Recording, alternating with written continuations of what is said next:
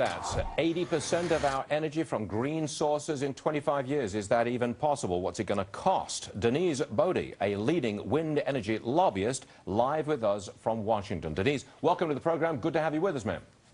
So nice to be with you, Stuart. Right up front, let me just give a couple of bullet points on why I don't think this is going to work. Number one, you don't create electricity when the wind doesn't blow, and the wind doesn't blow all the time. You can't store the electricity you do create when the wind does blow. You lose a lot of electricity when you transmit it over the power lines. Four, we've had 30 years of subsidies for wind power. We still don't create much of it. And finally, you can't get wind power in place because of what the environmentalists will stop you from doing. There's my case. Tell me I'm wrong.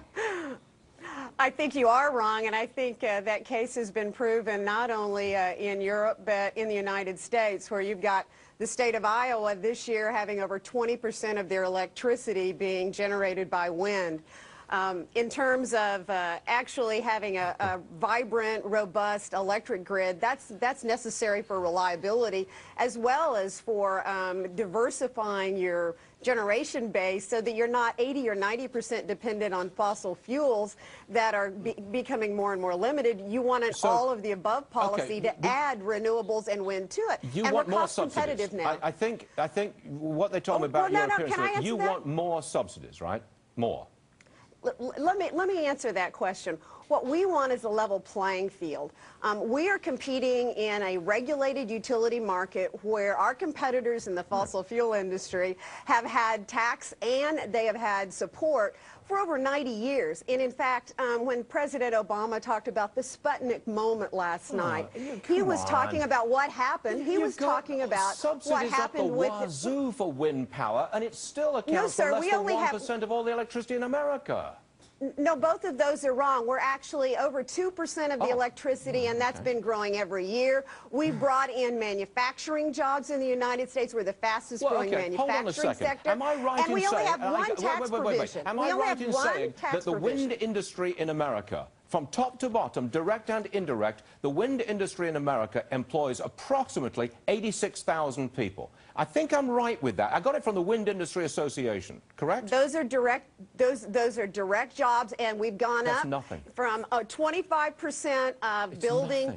No, sir, we're building a whole new manufacturing sector. We're the fastest growing manufacturing sector in the U.S., and we have jobs now on manufacturing in over 50 states. I'd like to go back, though, to your point. You want my money to mess around with a market for energy, and you think you're going to win. No, that's not true. Yes. May I answer the question? Please. Sir, we have one tax credit that's allowed to expire year after year, and we're competing with a fossil fuel industry that has had subsidies for 80 years. And when you think about the nuclear industry, what they had to do to add nuclear power onto the grid was basically have full insurance for nuclear power that still is in existence since the 1950s by the federal government, and ratepayers and utilities paid to upgrade the entire grid, all their substations, everything, and they have the tax benefits that continue. Again, permanent tax benefits for the nuclear industry.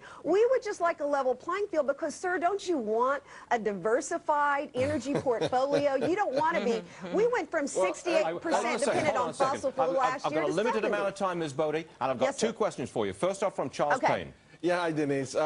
Last Friday, the Department of Energy announced a loan to a solar company in Arizona, $1 billion. There's a lot of these going on, and ultimately it's going to be able to provide electricity to 10,000 homes. Now, if you extrapolate that around the country, it would cost $10.5 trillion for solar power to power up American homes. It's just untenable. It's just not true that this is going to be our future. Sir, I'm not talking about solar power. I'm talking about wind, which is cost competitive right now, 5 to 6 cents. 5 to 6 cents. 5 to 6 cents a kilowatt hour. It is cost competitive with new natural gas generation today. We're not talking about loans. We're talking about saying it is in the public interest, the national interest, to have an all-of-the-above electric generation policy, and wind has to be part of it because it's an American energy. One quick one from Keith. Hi there, Denise. Question here. I just keep hearing this word. Thank you. I'm great. I hear this word subsidy, subsidy, subsidy. You know, if wind is truly cracked up to be what you say it is, why do we have to subsidize this? Why can't private markets fund this and immediately have it to be profitable? I'm an old school person here. If there's money there, let's spend it. That's a great question. Why do we need to spend tax dollars that are unevenly allocated when maybe the markets aren't going to bear that out? I'm a conservative, having been statewide elected. I know what saving money is. And let me tell you, this is a great deal. We have one tax incentive that supports wind, and it's allowed to expire every other year. The fossil fuel industry has had those tax subsidies that are 5 times more, and they're permanent.